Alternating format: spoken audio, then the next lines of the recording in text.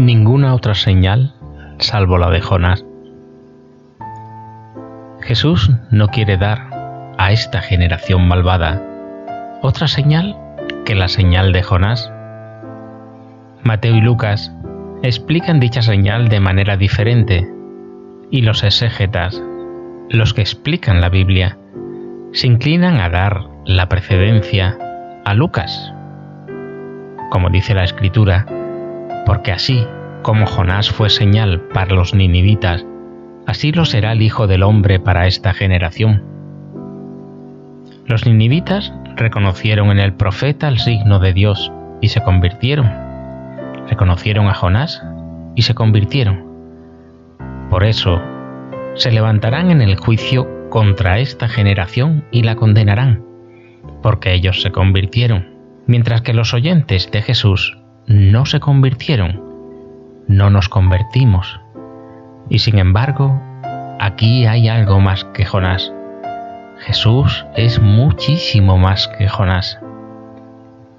En Mateo, Jesús alude al primer episodio del libro de Jonás. Nos dice: generación malvada y adúltera. Una señal pide y no se le dará otra señal que la señal del profeta Jonás, porque de la misma manera que Jonás estuvo en el vientre del cetáceo 3 días y 3 noches, así también el Hijo del Hombre estará en el seno de la tierra 3 días y 3 noches, haciendo una clara alusión a su muerte y resurrección. Y de nuevo sigue la condena de esta generación por los ninivitas, y vuelve a decir: y aquí hay algo más que Jonás.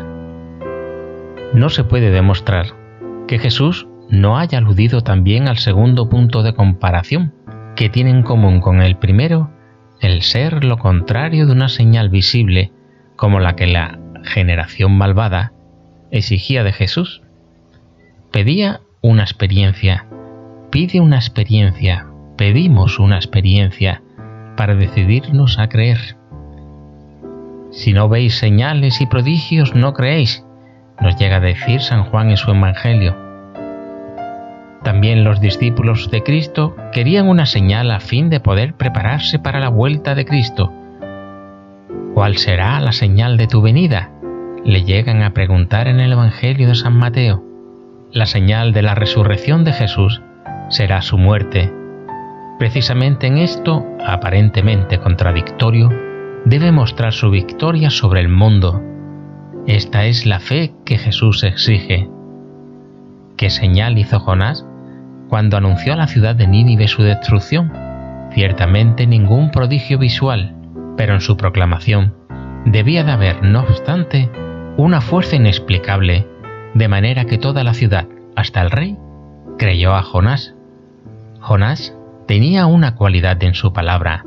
Esa cualidad estaba en él, un don de Dios, que trascendió al corazón de sus oyentes.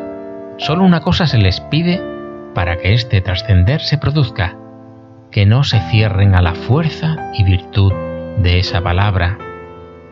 Ninguna otra señal, dice Jesús. Es como si borrara con ello todas las curaciones y exorcismos que ya había realizado, todas las multiplicaciones del pan y los apaciguamientos de tempestades, como si todas estas obras que ya habían visto no sirvieran como señales válidas, y él se limitara, donde se trata de la decisión última, a sí mismo, a él mismo, que sobrepuja por sobreabundancia la condición de señal de Jonás. Jesús supera a Jonás mediante su propia insignificancia, hasta la muerte de cruz, nos dice en la carta a los Filipenses, que llega hasta la permanencia durante 3 días en el vientre de la tierra, muerto, enterrado. Los que exigían una señal no reciben otra cosa que la cualidad de la palabra divina encarnada, en su humillada figura humana cotidiana. Esta, y sólo esta, es creíble. Toda señal ostentosa sería indigna de fe y remitiría a un poder antidivino. El hecho de que Jonás fuera arrojado a tierra al tercer día El hecho de que Jesús resucita al tercer día no se da como señal a esta generación malvada. La resurrección no es algo curioso en lo que se cree. En ningún lugar se indica como señal, y a Tomás se le encarece de forma impresionante.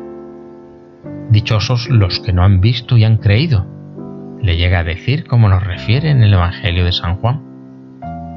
Se debe creer a los testigos, a Jonás que testimonia el encargo de Dios, a Jesús que es el testigo del Padre, y a los discípulos, testigos de Jesús. Tendrán que testimoniar la cruz y la resurrección, pero la cruz es el signo visible, la resurrección el signo invisible. La cruz aparece como derrota, la resurrección no aparece como victoria, es la victoria. Por eso, la Iglesia de Cristo aparecerá en el mundo bajo el signo de la humillación, la persecución y la muerte, y su resurrección será real. Es verdad, pero permanecerá oculta. El mundo se maravillará continuamente de por qué la Iglesia no está todavía definitivamente muerta. Esta tampoco, la Iglesia tampoco, llevará por delante una cruz triunfante que poder anunciar a los pueblos, sino solo una cruz en la que se muere. Solo puede predicar a un Cristo por quien se debe perder la vida, para en virtud de esta pérdida, ganarla. Y si se le concede la realización de un prodigio, pues así se le ha prometido, sus señales no serán prodigios vistosos, escandalosos, sino casi siempre callados, inadecuados para fines publicitarios. En la historia de la Iglesia puede que se hayan dado miles, pero siempre fue fácil olvidarlos o ponerlos en duda, o simplemente no hacer caso de ellos. Pablo solo alude, de pasada, a los milagros que obró en Corinto. La fuerza testimonial que valora desde el principio hasta el fin es su existencia crucificada, objeto de todo tipo de escarnio, puesta en el último lugar. También a él, a Pablo, como a Cristo, se le exige una señal de su autenticidad.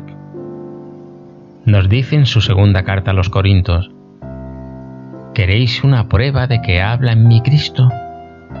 Pero él no puede ni quiere presentar nada más que la visibilidad de su humillación por parte de los hombres y de Dios mismo, pues a través de esta produce su efecto el poder oculto de la vida resucitada.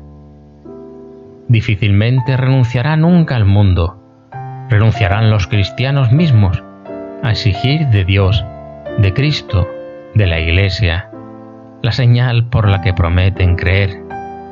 Ojalá la Iglesia misma nos intente disfrazar con una señal así.